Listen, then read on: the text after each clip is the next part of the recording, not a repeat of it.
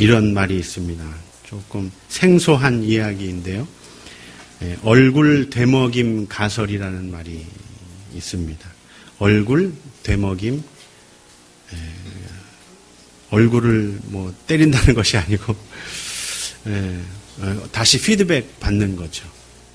얼굴 되먹임 가설. 그러니까 얼굴 표정이 그 사람의 감정을 만든다, 그런 이야기입니다. 짜증나고 힘들고 어려운 일을 만났을 때 억지로라도 웃으라는 뜻이죠. 슬프지만 웃는 거예요. 웃어보세요. 네. 그렇죠. 네. 그럴 때 이 몸이 그 뇌를 그렇게 자극하는 거예요.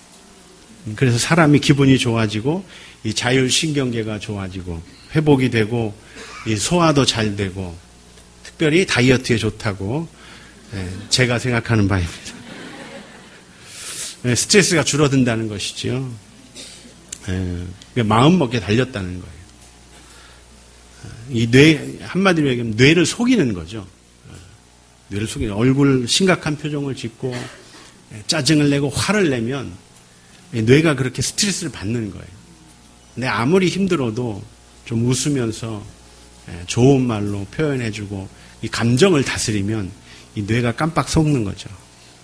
그래서 스트레스를 덜 받게 되는 거죠. 그것이 이제 역방향 되먹임 현상이라고 합니다. 뇌를 착각하게 만드는 것이죠. 어느 정도 도움이 되는 것 같아요. 쉽진 않죠. 몇 번 해봐야 이런 거구나 하고 알 수 있을 거예요. 근데 하면 도움이 되는 것 같아요. 과학적으로 또 의학적으로 실험적으로 많이 증명이 된 것 같습니다. 이런 이야기가 왜 나왔을까요? 어떻게 하면 좀 더 기쁘고 즐겁고 행복하게 살 수 있을까 해서이지요. 많은 사람들이 인생을 어떻게 하면 즐겁고 행복하게 살 수 있을까 고민하죠. 그래서 그런 충고들을 합니다. 인생을 즐기면서 살아라. 짧은 시간 슬퍼하며 그렇게 고민하며 살 이유가 무엇이 있느냐. 기쁘고 즐겁게 살아라. 누리면서 살아라. 그렇게 많은 사람들이 이야기하죠. 그렇게 따지면 세상엔 두 종류의 사람이 있을 거예요. 누리면서 사는 사람과 그렇지 못한 사람이죠. 누리면서 사는 사람, 좀 여유가 있는 사람일 거예요. 마음의 여유가 있겠죠. 동시에 열정도 있을 거예요. 반대로 누리지 못하는 사람은 어떻게 보면 늘 바쁜 것 같아요. 막 시간에 쫓기고요. 여유가 좀 없는 것 같아요. 그래도 일에도 열정보다는 어떻게 하면 일을 조금 덜 할까 하는 생각을 가지지요. 어떻게 하면 좀 더 편안하게 살까. 그런 생각을 가지고 있는 것이 누리지 못하는 삶일 것 같아요. 누린다는 것, 즐긴다는 것, 좋아서 자꾸 하고 싶다는 거예요. 마음껏 누리는 것이죠. 누리기 위해서는 뭔가를 가지고 있어야, 뭔가 있어야 누릴 거 아니에요. 누릴 수 있을 것 같아요. 세상에 가진 게 없는 사람은 없어요. 누구라도 무언가는 다 가지고 있죠. 공통적으로는 시간을 가지고 있어요. 적은 것으로도 큰 누림을 누릴 수가 있어요. 일본의 그 TV를 보니까 대부분 볼 게 없죠. 볼 게 없더라고요.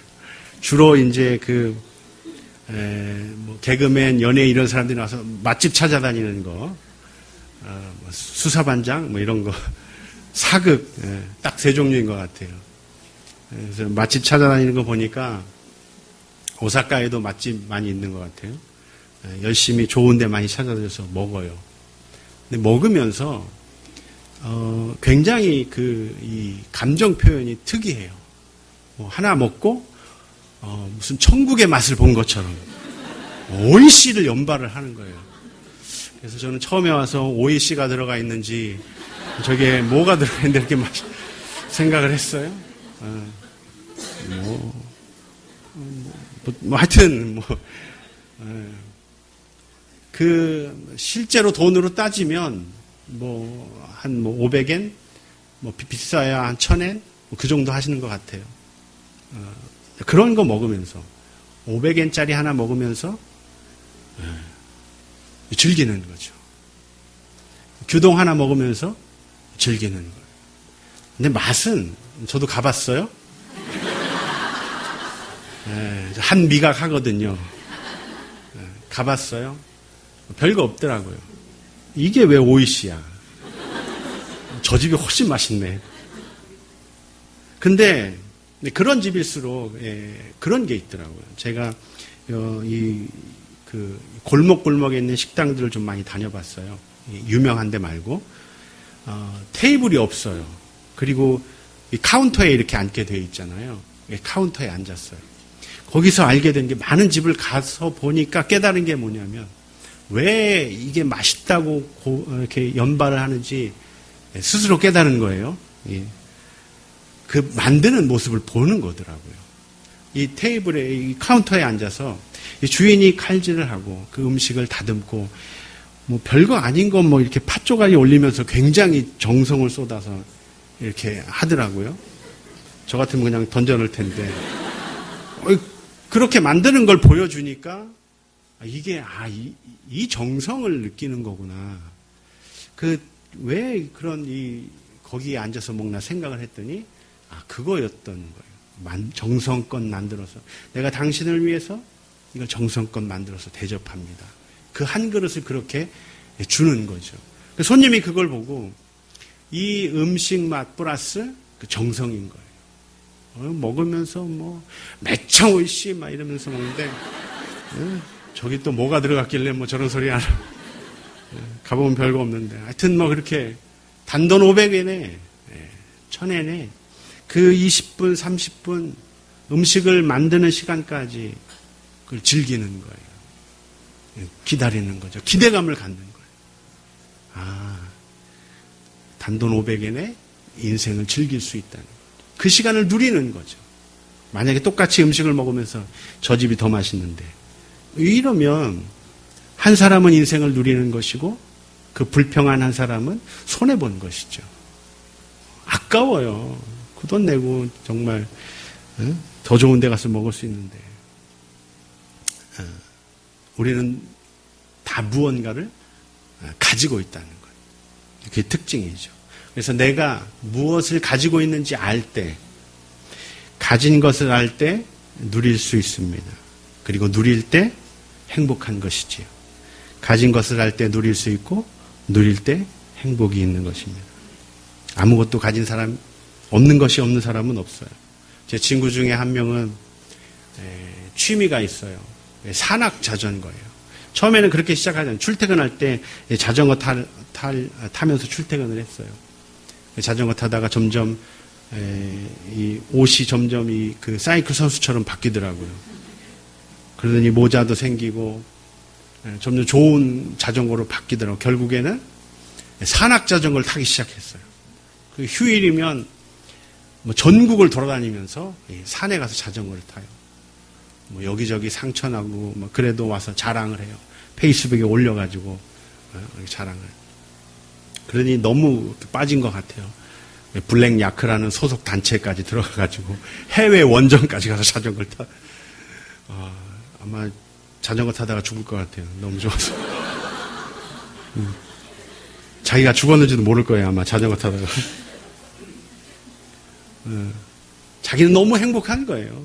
다치고 부러지고 상처나고 하는 게 그게 너무 행복한 거예요. 누리는 거죠. 근데 한 사람은 못 누리더라고요. 그 부인은 너무 힘들어해요. 도대체 이게 맞는 건지 안 맞는 건지 잘 모르겠어요. 본인은 너무 좋아하는데 부인과 애들은 너무 싫어해요. 아빠 보고 싶다고. 누리는 사람이 있고 누리지 못하는 사람이 있는 것 같아요. 왜 지금 이런 말씀을 좀 나누고자 하냐면 우리 인생 우리도 누리면서 사는 삶이 필요한 것 같아요. 그런데 우리 인생의 기준이 예수님이기 때문에 그렇죠. 과연 예수님은 이 땅에 오셔서 쪼들려서 사셨을까? 전전긍긍하면서 사셨을까? 아니면 시간을 지배하고 다스리고 환경을 지배하고 다스리고 누리면서 사셨을까 하는 것이죠. 아무리 생각해도 예수님은 누리면서 사셨을 것 같아요. 절대 시간에 쫓기면서 그렇게 사시지는 않았을 것 같아요. 그러면 예수님이 그렇게 사셨다면 우리도 그렇게 살 수 있는 거죠. 그래서 그러면 내가 가진 것, 우리 그리스도인이 가진 것이 무엇인지를 알면 그 가진 것을 누릴 수 있고 누릴 때 행복한 것이죠. 그리스도인이 가진 것이 무엇이냐? 오늘 말씀 5장 1절이죠. 한 번 더 같이 읽었으면 좋겠습니다. 5장 1절 시작. 그러므로 우리가 믿음으로 의롭다 하심을 받았으니 우리 주 예수 그리스도로 말미암아 하나님과 화평을 누리자. 우리가 가진 것 1절에 보니까 믿음으로 의롭다 하심을 받았어요. 우리가 믿음이 있다는 뜻이죠. 여러분 구원 받으셨습니까? 그러면 믿음이 있으신 거예요. 믿음이 없으면 절대 구원 받을 수 없어요. 그럼 믿음이 있다는 거죠. 나에게 믿음이 있다는 거예요. 내가 가지고 있는 건 돈이 아니고 시간이 아니고 믿음이라는 것이죠. 내가 가지고 있는 것을 알 때 그걸 누리시면 돼요. 그럼 행복이 찾아오는 것이죠. 나는 믿음을 가지고 있구나. 그럼 믿음을 가지고 이 믿음을 사용해야 되겠죠. 어디에 어떻게 사용해야 될까요? 이 믿음을 어떻게 누려야 할까요? 1절 하반절에 보면 하나님과 함께 화평을 누려야 한다. 화평을 누리자. 평화, 화평, 그걸 누려야 된다는 거예요. 한번 스스로 질문해 보십시오. 마음에 지금 나는 평안한가? 지금 나는 마음에 평안이 있는가? 잘 모르시겠으면 가장 심각한 문제를 하나 떠올려 보세요. 지금 내가 겪고 있는 가장 심각한 문제. 그 문제를 생각했을 때에도 내 마음이 지금 평안한가? 괜찮은가? 그런 평안을 누리시고 계시는 거예요. 그 믿음을 사용하고 계신 거죠. 믿음을 사용하지 않으면 평안은 찾아오지 않습니다. 어떤 분은 그냥 잊어버리는 수도 있어요. 그냥 덮어놓는 거. 그거는 진정한 것이 아니죠. 마음이 평안한지 평안을 누리고 있는지. 반대로 불안하다면 지금 불안의 지배를 받고 있는 것이지요. 그래서 바울은 이야기합니다. 믿음으로 구원받았으니까 평화를 누려야 된다. 평화를 누리십시오. 화평을 누리십시오. 이건 마인드 컨트롤하고 좀 다른 거예요. 나는 평안하다, 아무 일 없다, 괜찮다, 스스로 거울 보고 최면 거는 게 아니라는 거죠. 그런 분들이 계세요. 자기에게, 스스로에게 최면을 걸어서, 괜찮다. 보통 시험 볼 때라든지, 면접 볼 때라든지, 이렇게 무대에 설 때라든지 스스로 막 이렇게 하잖아요. 괜찮다. 할 수 있다. 그런 마인드 컨트롤하고 좀 다른 거예요. 자기 최면하고는 좀 다른 거예요. 이때 마음이 평안하면 얼마나 좋겠어요. 마음이 평안하면 제 기능을 다 발휘할 수 있다는 거예요. 면접 때 할 말 다 하는 거죠. 시험 볼 때 배운 대로 다 할 수 있는 거예요. 긴장하지 않고 평안하면. 근데 어떻게 우리가 이 평안을 누릴 수 있을까? 세상이 말하는 그런 마인드 컨트롤하고는 좀 다른 거죠. 성경이 말하는 것은 그런 자기 최면, 자기를 속이는 것, 아까 말씀드린 것처럼 뇌를 속이는 것, 그런 것하고는 좀 달라요. 성경이 말하는 평안은 어떻게 내 안에 그 평안이 찾아올 수 있는가. 다른 길이 없어요. 성경에서 이야기하는 평안은 예수님을 만나야 되는 거죠. 예수님을 만날 때 그 예수님이 우리에게 평안을 주세요. 다른 어떤 것도 우리에게 평안을 줄 수 없어요. 풍랑이는 바다 위에서 제자들이 배를 타고 고민하게 되었죠. 이러다 죽는 거 아닌가. 파도가 계속 몰아쳐옵니다. 물이 배 안으로 들어옵니다. 날은 어둡고 이걸 도저히 이길 만한 능력은 없고 두렵고 불안하고 걱정되는 상황 가운데 주님이 오십니다. 무리를 걸어서 그 두려움 위로 걸어오시는 거죠. 주님이 걸어오세요. 그때 제자들이 예수님을 보고 배 안으로 초청하죠. 만약에 제자들이 초청 안 했으면 예수님 그냥 지나가셨을지도 몰라요. 이 배가 아닌가 보네. 그리고 그냥 지나가셨을지도 몰라요. 근데 베드로와 제자들이 예수님을 배 안으로 초청합니다. 예수님께서 선포하시죠. 잠잠할지어다. 뭐가 잠잠해졌어요? 두려움이 잠잠해진 거예요. 염려가 잠잠해진 거죠. 걱정이 잠잠해진 거예요. 예수님의 선포예요. 풍랑, 두려움의 풍랑, 인생의 풍랑, 고난의 풍랑, 염려, 이런 풍랑이 몰아쳐올 때 예수님을 만나면 된다는 거예요. 예수님은 그때 항상 찾아오세요. 때에 맞춰서 찾아오시죠. 근데 내가 안 찾으면 그냥 지나가세요. 부르셔야 돼요. 예수님하고 부르셔야 돼요. 나의 배 안으로 모셔드려야 돼요. 내 마음 안에 모셔드려야 돼요. 그러면 예수님이 잠잠케 해주십니다. 두려움은 잠잠할지어다. 그게 평안이에요. 마인드 컨트롤 이런 거 아니라는 거죠. 잘 될 거야. 좋아질 거야. 결과를 보면 알아요. 좋아질 거야. 잘 될 거야 하다가 죽어서 어디 가요? 지옥 가죠. 아무 의미가 없는 거예요. 우리 안에 불안, 두려움, 염려의 파도, 풍랑이 일어날 때 주님이 찾아오시고 그 주님을 만나면 진정한 평안이 찾아옵니다. 우리 인생에 내 삶에 문제가 있을 때 기억하십시오. 예수님을 초청하시면 됩니다. 그때 예수님을 만나시면 돼요. 예수님이 안 계신 것이 아니라 계세요. 함께 계시죠. 그것이 내가 찾아야 할 평안이죠. 사도행전에 보면 스데반이라는 사람이 등장을 해요. 너무 예수님을 뜨겁게 만났어요. 너무 뜨겁게 만나가지고 유대인들에게 복음을 전합니다. 유대인들이 돌을 들어요. 이 두려움이 다가오는 상황이죠. 내가 예상했던 상황이 아니에요.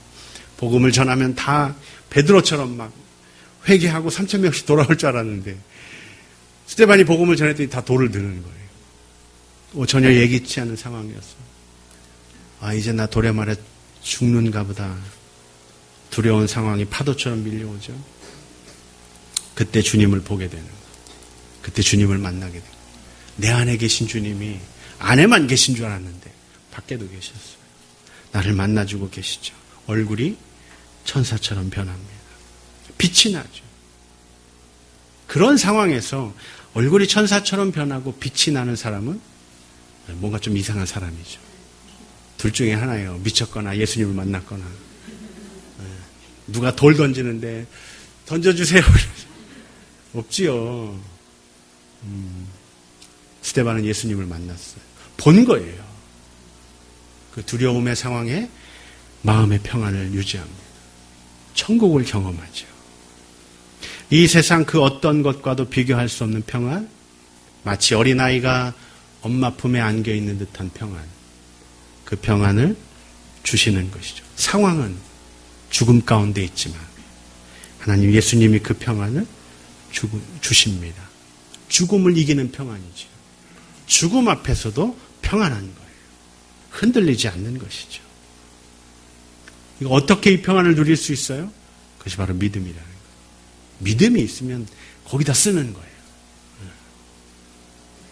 믿음을 어디다 써야 되냐면 여기다 쓰는 거예요. 두렵고 불안하고 염려가 되고 긴장되고 내가 상황을 통제할 수 없을 때 예수님을 만나십시오. 찾으세요. 부르세요. 항상 내 안에 계시고 내 등 뒤에 계시고 나를 도와주고 계시다는 것이죠. 믿으십니까? 확인하려고 하지 마세요. 믿음은 확인하는 게 아니에요. 주님이 이 어려운 상황에 나를 좀 도와주세요. 어디 계시지? 분명히 아까 노래 부를 때 나의 등 뒤에 계신다 그랬는데. 믿음은 확인하는 게 아니에요. 그냥 믿는 거예요. 주님이 지금 나와 함께 계시구나. 내 마음에 평안을 주고 계시구나. 믿는 거예요. 그게 믿음이죠. 관점을 바꾸셔야 돼요. 내 입장에서의 믿음은 자꾸 확인하고 싶어요. 보고 싶어하고 경험하고 싶어하고 뭔가 좀 느끼고 싶고 막 그런 거지요. 그러나 부모의 입장, 주님의 입장에서 보면 믿음은 항상 부모가 곁에 계시잖아요. 눈에 보이진 않지만 그런 것이죠. 그런 관점, 그것이 믿음이라는 거예요. 나의 믿음이 아니라 주님의 믿음. 그걸 가져야 된다는 거예요. 나의 확신이 아니라 주님의 확신. 내 신념, 내가 보고, 내가 깨닫고, 내가 알고, 내가 경험한 것. 그거 말고요. 주님이 가지고 계신 것. 그 믿음. 그러니까 내가 가진 믿음으로는 구원받을 수 없어요. 내 믿음, 내 신념, 내 확신으로는 절대 구원 못 받아요. 예수님의 믿음으로만 구원받는 거예요. 그것이 믿음이죠. 그걸 사용하는 거예요. 그때 마음의 평안이 찾아오는 것이죠. 두 번째 그리스도인이 가지고 있는 것 무엇인가요? 우리 2절, 3절 한 번 더 같이 읽어보도록 하겠습니다. 오늘 말씀 5장 2절, 3절 시작. 또한 그로 말미암아 우리가 믿음으로 서 있는 이 은혜에 들어감을 얻었으며 하나님의 영광을 바라고 즐거워하느니라. 다만 이뿐 아니라 우리가 환난 중에도 즐거워하나니 이는 환난은 인내를. 아멘. 그리스도인이 가지고 있는 것, 하나님이 주신 게 또 있어요? 즐거움이라는, 기쁨이라는 것이죠. 그걸 주셨고 우리가 그걸 누려야 돼요. 기뻐하십니까? 지금 기쁨이 있으십니까? 무슨 일을 하든지 매사에 기쁨이 있으십니까? 아멘 소리가 좀 작습니다. 내가 믿는다면, 내가 예수님을 믿는다면 이 평안과 이 기쁨을 누려야 한다는 것이죠. 구원 받았어요. 영원한 생명을 받았어요. 천국 백성이 되었어요. 하나님이 나의 아버지가 되셨어요. 우리는 그분의 자녀가 되었죠. 이거보다 더 기뻐하셔야 돼요. 심각한 얼굴 지으시면 안 되고, 믿는다는 건 바로 이런 것이죠. 생각해 보세요. 아침에 눈을 딱 떴어요. 황금 침대에 누워 있는 거예요. 거울을 보니까 황금 거울이에요. 내 입은 옷을 보니까 황금 옷을 입었어요. 기쁘세요? 안 기쁘세요? 못 믿으시는 것 같아요. 믿음은 보는 게 아니고요. 그냥 믿는 거예요. 그 믿으시면 돼요. 여러분 아침에 눈 뜨실 때마다 언제 황금 옷을 입나 그런 생각하지 마시고 그게 믿으시면 되는 거예요. 내가 일어난 침대가 주님과 함께 누운 황금 침대였구나. 그 믿으시는 거예요. 제발. 믿어주세요. 기쁘잖아요. 안 기쁘세요? 기뻐하셔야 돼요. 왕의 자녀가 되었는데, 하나님의 자녀가 되었는데, 전능하신 분이 내 편인데 왜 안 기쁘냐는 거죠. 왜 즐겁지 않냐는 거예요. 앞으로 그걸 누리는 것이 아니라 지금 현재 누리는 것이죠. 현재를 누리지 못하면 미래는 없어요. 미래는. 현재는 약간의 미래가 겹쳐져서 흘러가죠. 계속 가는 거예요. 지금 못하면 계속 못하고 있는 거예요. 죽을 때까지 못하는 거예요. 걱정하다 죽는 거예요. 얼마나 불쌍해요. 인생이. 그 짧은 인생 걱정하다 가면 기뻐하다가도 짧은 인생인데 우리의 기쁨들을 뺏어가는 것들이 있죠. 평안을 빼앗아가는 것들이 있어요. 환경이 그걸 빼앗아가요. 그래서 우리의 믿음이 성장하는, 하나님이 우리의 믿음을 성장시키는 가장 중요한 삶의 터전이 환경이라는 거예요. 이스라엘 백성들은 광야라는 환경을 통해서 믿음을 성장시키시죠. 우리도 마찬가지. 지금 내가 살고 있는 이 환경, 집, 일터, 타고 다니는 전철, 만나는 사람, 다 나의 믿음을 성장시키기 위해서 하나님이 세팅해 놓으셨어요. 친구와 약속 시간을 잡았어요. 친구가 늦게 와요. 이 인간 또 늦네. 그러면 안 된다는 거죠. 누리는 게 아니죠. 그 사건의 노예가 된 거예요. 무리를 걷는 게 아니죠. 그 속에 빠져 있는 거예요. 문제와 시간과 그 속에 빠져 있는 것이 아니라 그 위를 걸어가는, 누리는 것이죠. 세상엔 이런 말이 있어요. 피할 수 없으면 즐겨라. 오죽했으면 이런 말까지 다 나왔겠어요. 미국의 심장 전문 의사 로버트 엘리어트라는 사람이 매사를 긍정적으로 받아들여 삶의 고통을 줄이고 조금 더 나은 삶을 살 수 있도록 하나의 처방전을 내린 것이죠. 그러니까 인간은 유한하기 때문에 이 사건이나 고통을 피할 수가 없는 거예요. 그러니까 그냥 피할 수 없으면 받아들여라. 기왕 받아들일 거 좀 즐겨라. 그런 의미로 사용한 것이죠. 세상도 이런 걸 사용해요. 우리의 믿음은 이거하고 차원이 다른 것이죠. 엄청난 차원이에요. 어쩔 수 없으니까 그냥 즐기자 하는 그런 이 저차원적인 것이 아닙니다. 믿음은 긍정이 아니에요. 내가 긍정적인 사고를 한다고 내가 믿음이 좋으냐? 절대 아닙니다. 난 잘 될 거야. 할 수 있어. 마인드 컨트롤 아무리 한다고 얼굴이 이뻐지나요? 안 이뻐져요. 다이어트 할 때 그거 많이 써요. 자기 착각, 자기 뇌 속이는 거예요. 속지 마세요. 믿음은 그런 것이 아니죠. 믿음은 확실한 거예요. 실제 존재하는 것을 소망하는 것이죠. 불확실한 미래에 대한 어쩔 수 없이 선택한 그런 긍정이 아니다 하는 거예요. 천국에 대한 분명한 소망, 확신, 예수 그리스도에 대한 분명한 소망과 확신, 그것이 믿음이죠. 혹시나 해서 선택하는 그런 것이 아니라는 것이죠. 우리가 그렇게 기뻐해야 돼요. 즐거워해야 돼요. 언제 그렇게 기뻐하고 즐거워해야 되나? 오늘 말씀, 읽은 말씀에 보면 환난을 만날 때, 고난을 만날 때, 환난 중에도 즐거워하는, 고난 중에도 즐거워하는, 누구나 다 겪는 아픔, 고통, 친구들도 다 이해해요. 그런 상황 가운데 있으면, 그런 문제를 당하면 그래 불평할 수 있고 원망할 수 있고 다 그럴 수 있다, 이해한다. 하지만 그 상황에서 믿음은 어떻게 사용되어야 되는가?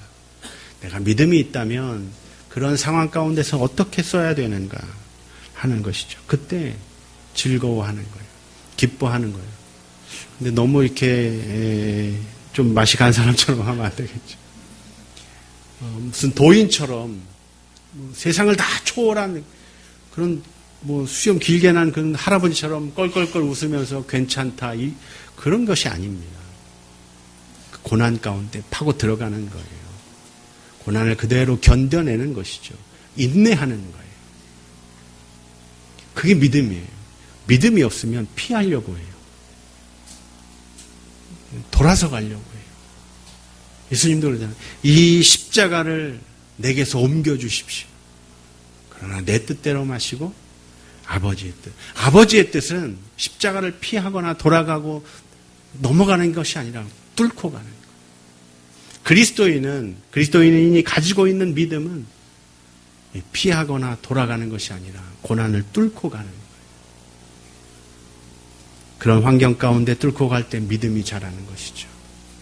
그때 하나님이 우리에게 기쁨이 되어주십니다. 이 세상, 힘든 세상 가운데, 고난과 어려움 가운데 하나님 우리에게 기쁨을 주시고 인생을 누릴 수 있도록 해주세요. 아까 말씀드린 것처럼 혼자 기쁨을 누리고 혼자 즐거움을 누리면 그건 반쪽이에요, 반쪽. 예수님의 우리의 모델이잖아요. 예수님은 혼자 기뻐하고 혼자 즐거워하셨나요? 제자들과 함께 오늘 생명의 삶 큐티 본문에도 나오잖아요. 발을 씻겨주시는 거예요. 섬겨주시는 거죠.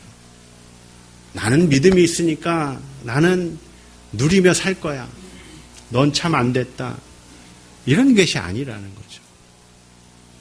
누림은, 진정한 누림은 나 중심이 아니고 타인 중심적, 나누고 섬길 때 그게 누림이 되는 것이죠. 혼자 집에서 많이 누리시면 좋겠고요. 섬겨주시는 것. 섬기기 위해서, 누리기 위해서 한 가지 준비한 PPT가 있습니다. 좀 보여주시면 좋겠어요. 재능을 나눕시다. 우리가 누리기 위해서, 진정한 누림을 갖기 위해서 섬기고 나누는 그런 것이 있었으면 좋겠어요. 다음 화면 주시죠. 네, 이탈리아에 한 건축가가 있었어요. 네, 아프리카를 여행하다가 여행 중에 고민이 생겼어요. 물 한 통 기르기 위해서 6시간을 걸어가는 사람들을 본 거죠. 건축가는 자기 기술로 저들을 어떻게 하면 도와줄 수 있을까 생각하게 된 거예요. 그때 떠오른 아이디어가 바로 와카워터라는 타워였어요. 아프리카의 큰 일교차를 이용한 원리인데요. 공기가 촘촘한 나일론 그물을 통과하면서 이슬방울이 맺히는 거죠. 어떠한 에너지 투입도 없어요. 하루 100리터가량의 깨끗한 식수를 공급할 수 있어요. 6명이서 4일이면 손으로 다 만들 수 있어요. 무엇보다 저렴한 건 50만 원 정도면 하나를 만들 수 있고, 대량 생산하면 더 싸지고 영원토록 물을 먹을 수 있어요. 내가 가지고 있는 기술, 나를 위해서 쓰면 나 하나 누리고 살 수 있어요. 반쪽짜리라는 것이죠. 하나님이 우리에게 주신 것은 나누는 거예요. 누림은 나눌 때 진정한 누림이 되고 그리스도인의 삶을 살 수 있어요. 다음 화면 주시죠. 한 가지 또 예가 있어요. 저는 이분 잘 몰라요. 잘 나가던 쇼핑몰 CEO가 고민을 하기 시작했어요. 한 번 쓰고 버리는 이 택배 박스를 어떻게 활용할 수 없을까 고민했어요.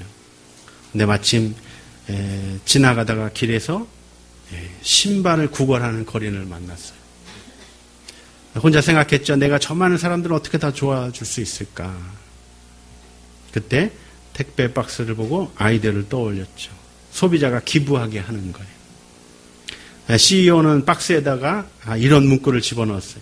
예쁜 신발 잘 받았음? 잘 받았죠? 뭐 그런 얘기죠. 그러면 당신의 헌 신발을 넣어주세요. 항의 전화가 올 줄 알았는데 수많은 소비자가 참여하기 시작했어요. 소비자들은 택배 박스에 픽업지를 넣었고 기사들은 도로 가져가서 필요한 곳에 기부했어요. 버려지는 택배 박스는 노숙자들에게 필요한 물건이 돼서 돌아갔습니다. 버려지는 것, 필요로 하는 것을 다시 점검한 거죠. 내가 가진 생각, CEO라서 쇼핑몰을 운행하면서 나 혼자 할 수 있지만 나누기 시작한 거죠. 우리도 그래야 된다는 거예요. 도전합니다. 뭐가 보이세요? 지긋한 할머니가 아이들을 앞에 앉아놓고 동화를 읽어주고 계세요. 노년을 어떻게 살아야 될까 고민하지 마세요. 이 중에 하나 고르시면 됩니다. 지금부터 배우세요. 뭐 말을 할 수 있으면 누구나 다 할 수 있어요. 조금 재능이 있다 싶으면 인형극 하셔도 돼요. 미용 기술 너무 좋죠. 노인원 가면 저희 한 달에 한 번씩 노인원 방문하는데요. 할머니는 아무 관심 없을 줄 알았어요. 근데 매니큐 발라달라고 그러시더라고요. 역시 할머니는 여자구나. 다 쓸 때가 있어요. 심지어 이 할아버지 할머니들 앉혀놓고 이 동화책을 읽어줘도 너무 좋아하세요.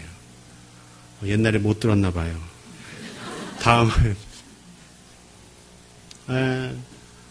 가구를 만들 수도 있죠. 돈이 좀 들 수도 있어요. 그러나 이런 것들을 만들어서 교회에 꼭 필요한 물건 헌품해 주시길 축복합니다. 미술을 배울 수도 있고요. 아이들과 함께 종이접기를 할 수도 있고요. 이제는 나를 위한 누림이 아니고요. 섬기기 위해서 그리스도인으로서 이걸 통해서 복음을 증거할 수 있다는 것이죠. 누구든지 할 수 있어요. 누구든지 배울 수 있어요. 내 시간, 내가 가진 것 조금 투자하면 우린 정말 예수님처럼 이런 삶을 살 수 있다는 것이죠. 그때 진정한 누림이 우리 삶에 있을 줄 믿습니다. 이 지옥 같은 세상을 천국으로 바꿀 줄 믿습니다. 기쁨이 항상 입안에 넘쳐날 줄 믿습니다. 하나님이 우리 삶에 함께 하시길 축복합니다.